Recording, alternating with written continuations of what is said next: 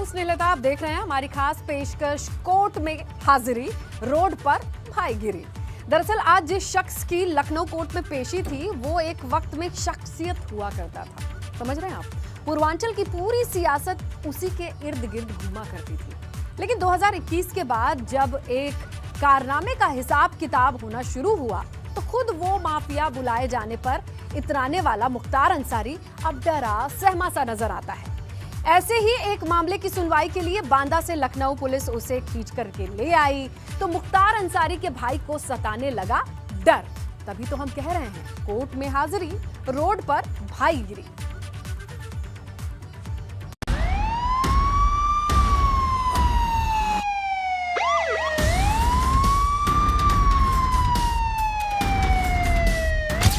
मुसीबत में मुख्तार अंसारी, एक एक गुनाह के हिसाब की तैयारी।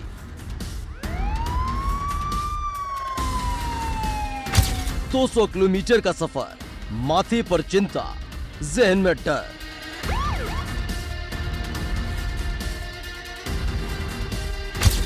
माफिया की कांपे रूह, सफर बांदा टू लखनऊ। सारी हेकड़ी हुई तार तार, दहशत में माफिया मुख्तार।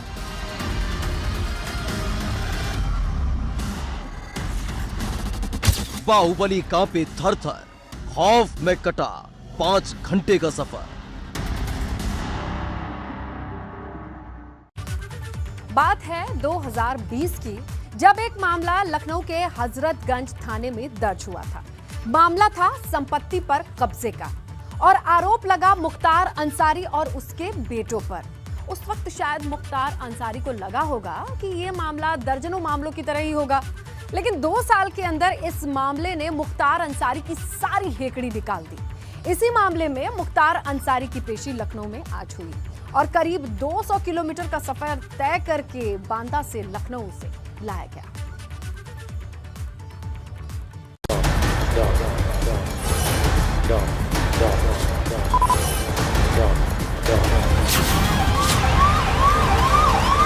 एम्बुलेंस में ठीक बगल में, हम एम्बुलेंस के ठीक बगल में हैं और इसी एम्बुलेंस में मुख्तार अंदर बैठा हुआ है।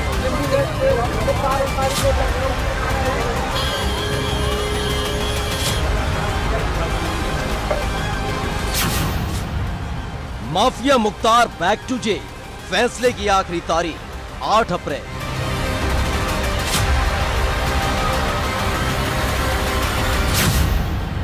जमीन कब्जाना पड़ा भारी, दहशत में बाहुबली मुख्तार अंसारी।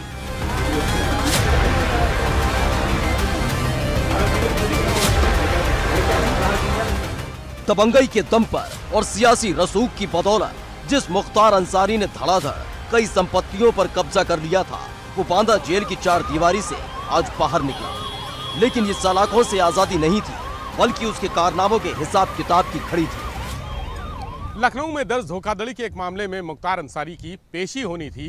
उसे बांदा जेल से सुबह कड़ी सुरक्षा व्यवस्था के बीच लखनऊ लाया गया। फतेहपुर से रायबरेली और फिर उसके बाद लखनऊ पहुंचने में उसे करीब 6 घंटे लग गए। रायबरेली में मुख्तार के साथ चल रहा वज्र वाहन कुछ देर के लिए खराब हो गया था। करीब आधे घंटे तक मुख्तार को सड़क पर ही इंतजार करना पड़ा। वाहन ठीक होने के बाद उसे लखनऊ कोर्ट में पेश किया गया। मुख्तार अंसारी को बांदा जेल से लखनऊ की एमपीएमएलए कोर्ट में पेशी के लिए लाया गया, जहां करीब 5 घंटे का सफर एम्बुलेंस में तय करके मुख्तार अंसारी पहुंचा। करीब 1:15 बजे मुख्तार अंसारी कोर्ट के सामने हाथ बांधे, सिर झुकाए खड़ा था और कानून के सामने कांप रहा था, जिस कानून को माचिस की तीलियों की तरह वो तोड़ता रहा। और फिर कोर्ट ने इस मामले की सुनवाई की तारीख 8 अप्रैल तय कर दी। धोखाधड़ी के मामले में हजरतगंज पुलिस ने जो चार्जशीट दाखिल की है उसमें मुख्तार और उसके दोनों बेटों के खिलाफ अलग अलग आरोप तय किए गए हैं। मुख्तार को चार्जशीट की कॉपी सौंप दी गई है और अब इस मामले की अगली सुनवाई 8 अप्रैल को होगी। दरअसल जिस मामले में मुख्तार अंसारी की कोर्ट में पेशी हुई वो शत्रु संपत्ति से जुड़ा हुआ एक मामला है। शत्रु संपत्ति पर कब्जे के मामले में पेशी हुई। जियामाऊ इलाके की जमीन पर कब्जे का आरोप है। 27 अगस्त 2020 में मुख्तार के खिलाफ लखनऊ में मामला दर्ज हुआ। मुख्तार अंसारी के दोनों बेटे उमर और अब्बास के खिलाफ भी मामला दर्ज हुआ। मुख्तार अंसारी और उसके दोनों बेटों के खिलाफ हजरतगंज कोतवाली में 2020 में एक धोखाधड़ी का मुकदमा दर्ज हुआ था। इस मुकदमे में मुख्तार पर आरोप यह है कि निष्क्रांत संपत्ति पर अवैध कब्जा किया गया। इसके अलावा उस संपत्ति के फर्जी दस्तावेज बनाए गए। मुख्तार के साथ उसके दोनों बेटे भी नामजद हैं। इस मामले की जांच हुई, उसके बाद एक जिला प्रशासन की तरफ से हजरतगंज कोतवाली में एफआईआर दर्ज कराई गई। पुलिस ने चार्जशीट लगा दी है और उसी चार्जशीट को रिसीव करने के लिए आज मुख्तार अंसारी को यहां कोर्ट में बुलाया गया था। 2020 में जैसे ही मामला दर्ज हुआ, उसके बाद लगातार उसकी दबंगई की कमर टूटती चली गई। दरअसल शत्रु संपत्ति मोहम्मद वसीम के नाम पर थी। मोहम्मद वसीम पाकिस्तान चला गया, जिसके बाद संपत्ति को शत्रु संपत्ति घोषित कर दिया गया। मुख्तार और उसके बेटों पर फर्जी दस्तावेज तैयार करने का आरोप है और उन्हीं फर्जी दस्तावेजों के सहारे इस संपत्ति पर कब्जे का आरोप है। यूं तो मुख्तार अंसारी की किस्मत का फैसला 8 अप्रैल को होगा, लेकिन जैसे ही उसकी पेशी खबर आई तो साजिश की तरफ इशारा किया जाने लगा।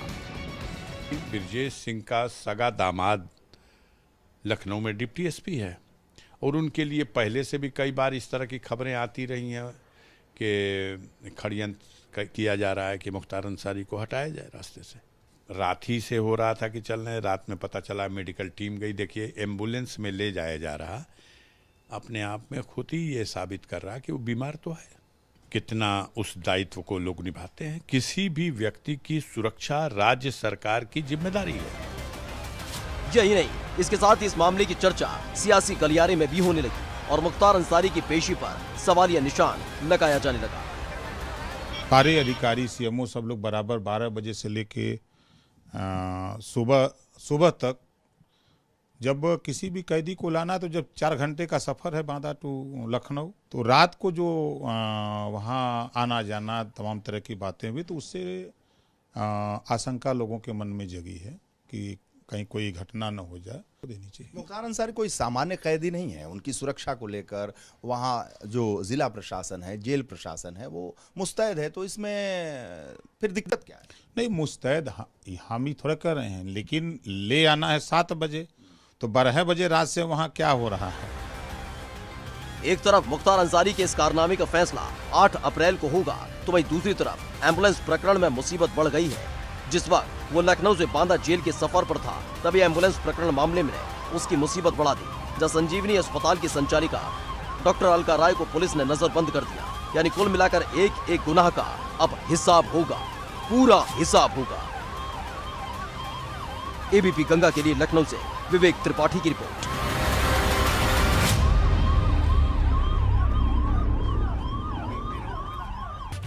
देखिए, जब सुबह 8 बजे बांदा जेल से निकल करके एम्बुलेंस में सवार हुआ मुख्तार अंसारी, तो मानो जहन में वो तस्वीरें ताज़ा हो गई जब पिछले साल अप्रैल में पंजाब की रोपड़ जेल से बांदा लाया गया था, उसे शिफ्ट किया गया था, याद तो होगा। और उस वक्त भी एबीपी गंगा ने आपको एक एक तस्वीरें दिखाई थी, एक एक हलचल देखी थी आपने। आज हम आपको दिखाने जा रहे हैं मुख्तार की एम्बुलेंस यात्रा 2.0। उस दौरान घटी वो घटनाएं जिसने मुख्तार अंसारी को भी हिला करके रख दिया था।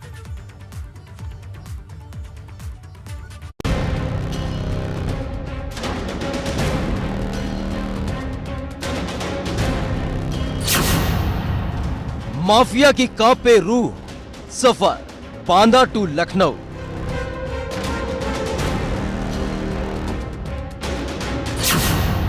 बाहुबली कांपे थर थर, खौफ में कटा 200 किलोमीटर का सफर।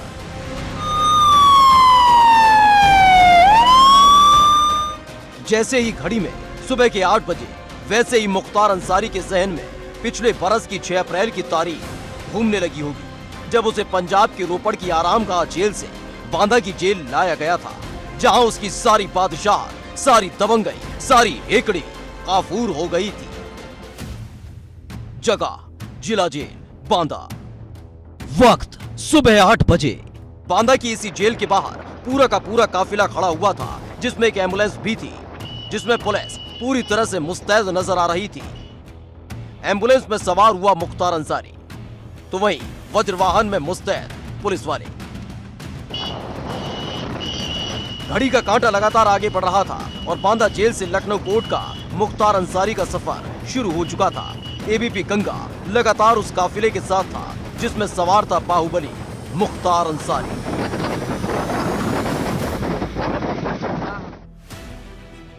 जगह तिंदवारी बांदा। वक्त सुबह 9:05। 30 मिनट का सफर भी पूरा नहीं हुआ था कि मुख्तार का चेहरा झक सफेद पड़ चुका था, क्योंकि जिस काफिले में वो सवार था वो अचानक रुक गया। बांदा के तिंदवारी इलाके में रुका काफिले में शामिल वज्र वाहन हुआ खराब। जैसे ही गाड़ी के पहिए रुके, वैसे ही मुख्तार अंसारी के दिल की धड़कनें बढ़ने लगी। आनन फानन में दूसरी गाड़ी का इंतजाम किया गया और फिर माफिया के कारनामों के हिसाब किताब के लिए काफिला बढ़ चला लखनऊ की तरफ। तेज रफ्तार से एम्बुलेंस दौड़ रही थी, तो वहीं उसकी सुरक्षा में पुलिस की कई गाड़ियां चल रही थी और साथ ही एबीपी गंगा की टीम।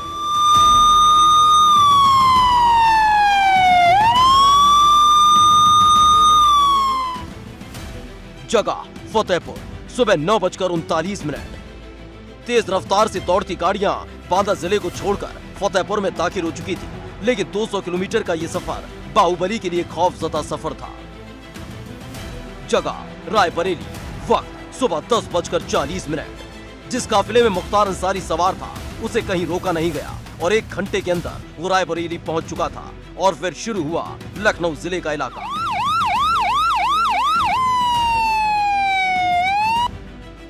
वक्त दोपहर 12:44। लखनऊ की एमपी एमएलए कोर्ट के बाहर चहल पहल देखने को मिल रही थी, तो वहीं माफिया मुख्तार के सहन में हलचल, क्योंकि लखनऊ में मुख्तार अंसारी का काफिला एक बार फिर रुका। आगे जाम था और दहशत में वो नाम जो लोगों को डरा कर रखता था। जगह एमपी एमएलए कोर्ट लखनऊ। वक्त दोपहर 1:12। करीब 1:15 बजे जाम से जूझते हुए पुलिस ने पूरी मुस्तैदी के साथ और सुरक्षा व्यवस्था के साथ मुख्तार अंसारी को एमपी एमएलए कोर्ट में पेश किया, जहां उसके गुनाहों का पूरा हिसाब किताब किया गया। इस पूरे सफर में एबीपी गंगा लगातार उस काफिले के साथ मौजूद रहा जिसमें सवार था माफिया मुख्तार अंसारी, जो 200 किलोमीटर का ये सफर चाहकर भी कभी भूला नहीं पाएगा। एबीपी गंगा के लिए लखनऊ से विवेक त्रिपाठी की रिपोर्ट। तो देखिए, शत्रु संपत्ति पर रसूख के दम पर कब्जा करने वाले मुख्तार अंसारी के पसीने छूट चुके हैं। लेकिन ये अकेला मामला नहीं है, ऐसे दर्जनों मामले हैं जो आने वाले दिनों में मुख्तार अंसारी के साथ साथ उसके परिवार की भी परेशानी को बढ़ा सकते हैं। आइए अब आपको दिखाने जा रहे हैं मुख्तार अंसारी का वो काला अध्याय जिसने कई दशक तक पूर्वांचल को थर्रा करके रखा था, और अब उन गुनाहों का हिसाब होगा, बराबर होगा।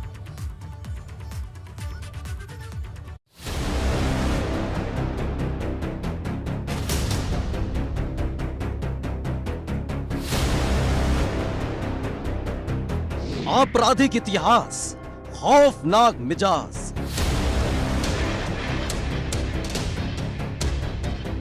जेल की 4 दीवारी, दबंग अंदाज,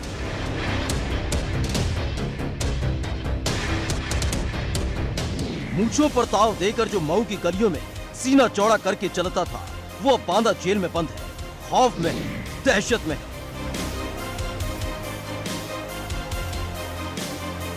बांदा जेल में बंद रहकर वो लगातार मांग रहा था दुआएं कि उत्तर प्रदेश में एक बार फिर से योगी आदित्यनाथ की सरकार की वापसी न हो पाए। लेकिन जैसे ही 10 मार्च के नतीजों से भरा अखबार बांदा जेल की सलाखों के पीछे पहुंचा होगा, तो खौफ की इंतहा क्या होती है वो माफिया मुख्तार अंसारी के माथे पर नजर आई होगी। करीब 1 बरस पहले मुख्तार अंसारी को पंजाब की रोपड़ जेल से उत्तर प्रदेश की बांदा जेल लाया गया था, जहां वो आना नहीं चाहता था, और उस 882 किलोमीटर का सफर भी टेंशन में कटा था। जो लोग यहाँ पर मौजूद हैं वो इस पल को अपने मोबाइल में कैद करके रख रहे हैं, ताकि वो भविष्य में जब भी इस पल को याद करें तो उस तस्वीर को देख सकें।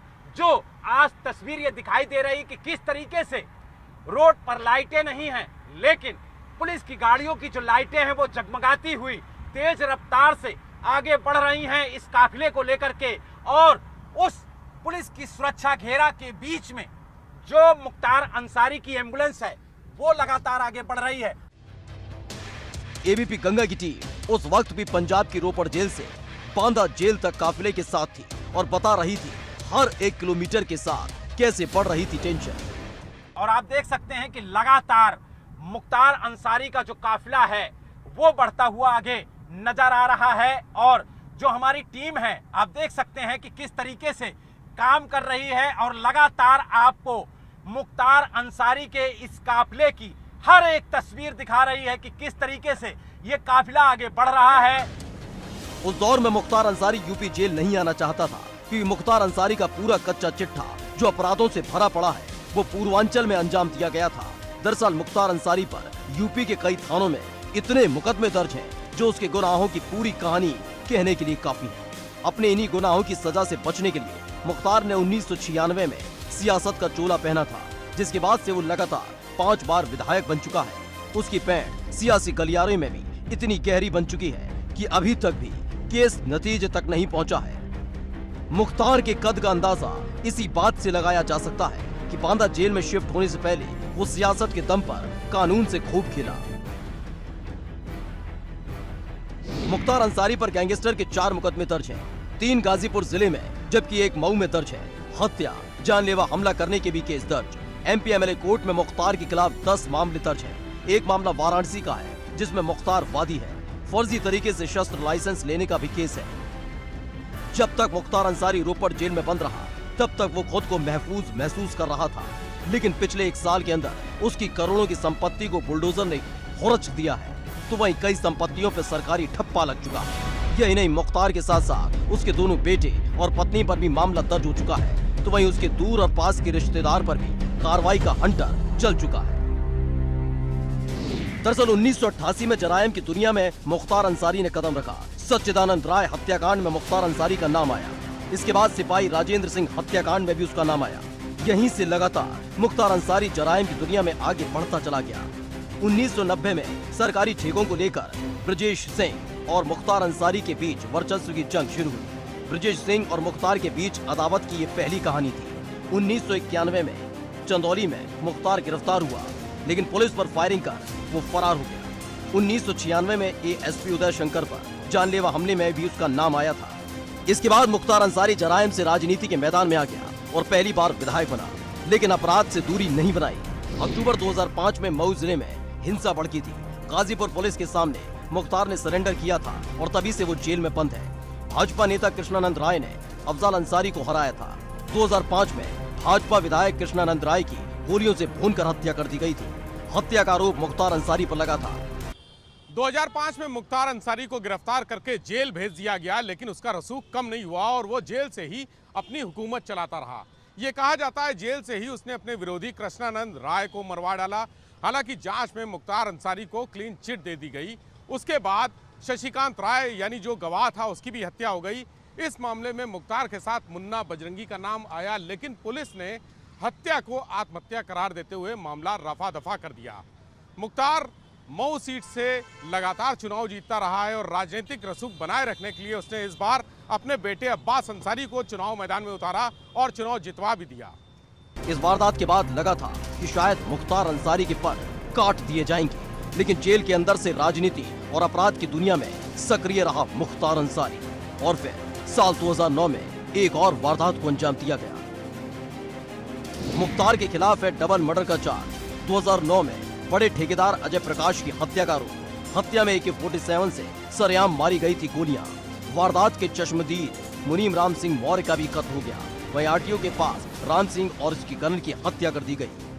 हर एक मामले की सुनवाई होती रही और उधर सियासी रसूख के दम पर मुख्तार अंसारी गैंग जमीनों पर कब्जा करता चला गया, जिसमें एक मामला लखनऊ की शत्रु संपत्ति से जुड़ा हुआ भी है, जिसमें मुख्तार अंसारी के साथ उनके दोनों बेटे उमर और अब्बास अंसारी का नाम भी शामिल है।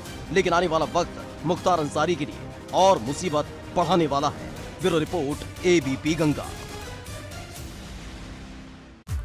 तो अभी तो मुख्तार की ये एक फाइल खुली है, कई फाइल खुलेगी, कई पन्ने पलटे जाएंगे। उस पर क्या क्या लिखा है ये हम आपको बताएंगे अपडेट के तौर पर। फिलहाल इस खास शो में इतना ही। आप बने रहिए ABP गंगा के साथ।